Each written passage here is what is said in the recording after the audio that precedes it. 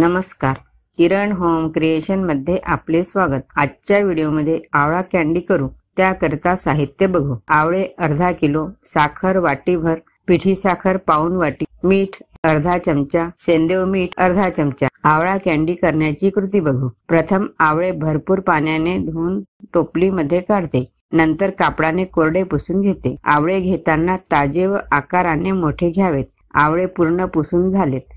आता जाड पॉलिथिन मध्ये आवळे घालते, पॅक करते व वरून हा रबर लावते। रबर चांगला टाईट लावते। 2 दिवस फ्रीजर मध्ये ठेवते। 2 दिवसानंतर आवळे बघू, रबर काढते।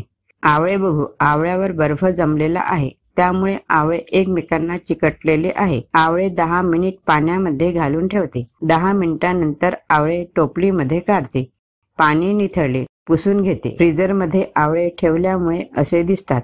मुखी काढते, यावरील रेषा दिसत नाही। आवळ्याला प्रेस केले की त्यातील पाणी निघतं। पाण्यामध्ये आवळे ठेवल्यामुळे पाकळ्या वेगवेगळ्या निघतात। फ्रीजर मध्ये आवळे ठेवल्यामुळे पाकळ्या अलगद निघतात। बी काढून घेते। आवळा प्रेस केला की पाणी बाहेर येतं। आवळ्याच्या पाकळ्या पटकन वेगवेगळ्या होतात। ज्याचे साल निघाले ते काढून घेऊ। पूर्ण आवळ्याच्या पाकळ्या काढल्या। डब्यामध्ये आवळ्याच्या पाकळ्या घालूया। त्यात वाटीभर साखर घालते, अर्धा चमचा सेंदेव मीठ, अर्धा ते पाऊण चमचा काळं मीठ मिक्स करते। साखर चांगल्या तऱ्हेने घोळल्या जाते। जर सेंदेव मीठ नसेल तर रोजच्या वापरातील मीठ घालू शकता। साखर मीठ छान मिक्स झाली। झाकण लावून 1 दिवस तसेच ठेवते। 1 दिवसानंतर बघू, थोडा थोडा पाक सुटत आहे। यात क जीवनसत्व भरपूर प्रमाणात असतं। परत झाकण लावून तसेच ठेवते। परत दुसऱ्या दिवशी बघू, छान पाक झाला आहे, बघू शकता। पाक सुटला।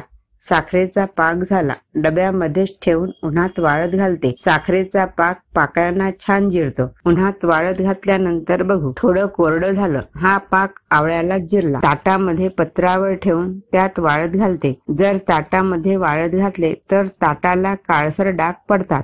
पत्रावर नसेल तर पॉलिथिन पेपरवर घालू शकता। त्यावर चाळणी किंवा पातळ कापड ठेवून उन्हात वाळत घालावे। 1 दिवसातच छान कडक वाळले, नरम होऊन कडक वाळले, आतून छान ठिसूळ झाले आहे।